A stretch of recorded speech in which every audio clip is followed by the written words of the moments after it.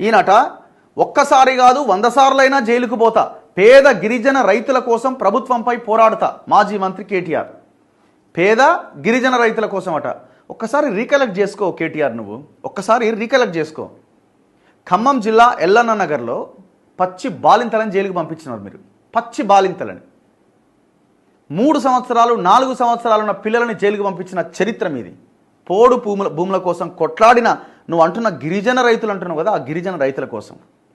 మహబాద్లో medical కాలేజీల కోసం కొట్లాడిన college భూములు దానికి ఎప్పుడైతే ఇస్తున్నారో, మా భూములు మాకు పోయినప్పుడు మా భూమి ఇవ్వండి అంటే వాళ్ళకి ₹1 పరిహారం కూడా ఇవ్వలే. ₹1 ఆనాడు ₹1 పరిహారం ఇవ్వలే.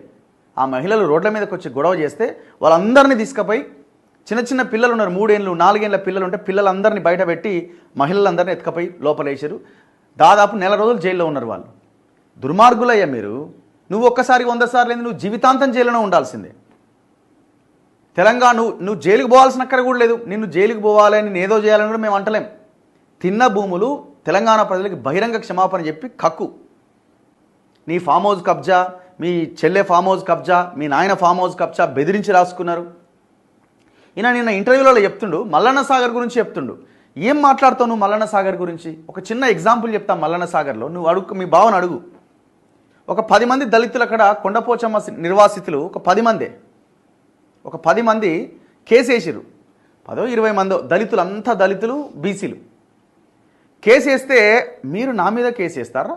నా మీద కేసా? కేసీఆర్ మీద కేసా? కేసీఆర్ గవర్నమెంట్ మీద కేసా అని వాళ్ళని ఊరికి అవతల వెలేసి, ఊరికి అవతల రేకుల షెడ్లు కట్టి, ఆ రేకుల షెడ్ల మీద వీళ్ళు వేసిన పిటిషన్ నెంబర్లు రాసి అందులో పడేసిరు వాళ్ళని.